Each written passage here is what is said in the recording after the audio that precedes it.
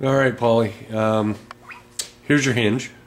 This is the front of the cart. So I'm standing in front of the cart, looking at it. So the hinges will be so that this rounded piece of the hinge faces the front of the cart, and even on the rear, they also face the front of the cart. They face the same way on all four. What I basically did was I found a place just shortly down off the top of the support. Stay as high as you can, I think, with yours. I had to do mine differently because my rear supports are kind of screwy. I had to modify them to work.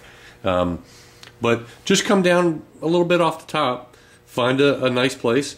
Then I took a clamp and I clamped it onto the whole support, and then I ran a 4-foot level from the top of the hinge to the back, and I found the same place on the back, and then I clamped that on the back, went over to the other side, took a measurement from where I was, and did the same thing on the other side with a 4-foot level, and just made sure that they were all at the same height.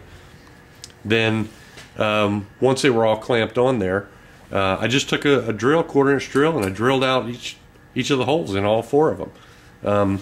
The pin, you could do a pin, then a bolt, a pin, then a bolt. You probably have to go a little bit bigger than a 1/4 inch. I think my top is kinked because my pins are a little bit hard to get in and out. I think I'm going to ream mine out a little bit and go the next size up. But anyway, just drill the holes. Once you get the holes drilled, stick a couple bolts in, go around, do all the rest of them. And then one of the key things, I thought it was going to work right out of the gate, but it didn't. When we tried to hinge it, it wouldn't hinge.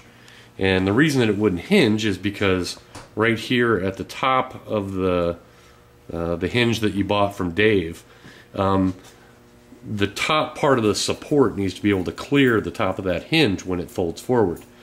So what you have to do is you have to take these brackets off. Well, mark it first. Take a Sharpie or something and mark it right here at the top of that hinge, and then take the clamps off and then cut a little section out, like a quarter of an inch.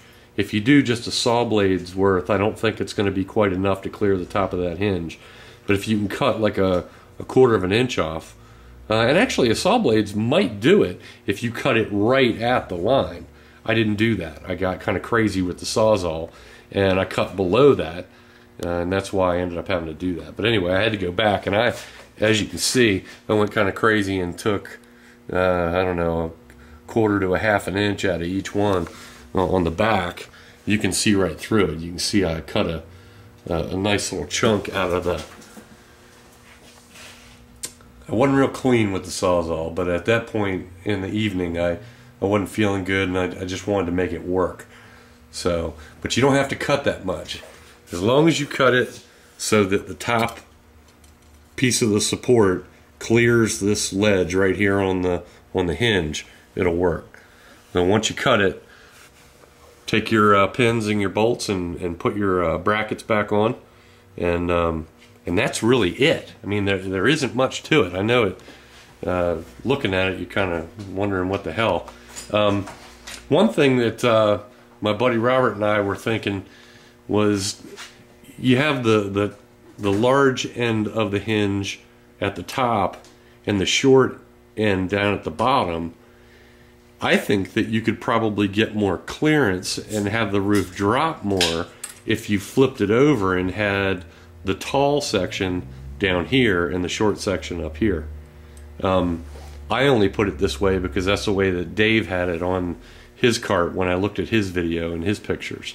But I think that if you did it the other way, flipped it over and then drilled your holes, I think you could get more of a drop, because you have this much drop as opposed to this much. So just a thought, but that's pretty much it, man. Just put them on there, clamp one on, run a 4-foot level across, make sure they're all at the same height, drill your holes, take the hinges back off, make your cut right here at your mark, and then put your hinges back on, and that's pretty much it. And once you start doing it, once you do your first one, you're gonna know exactly how this works. I mean, you're a smart guy for a short Frenchman, and I think you can figure it out. So good luck. If you have any questions, just hit me on the phone. See you, bye.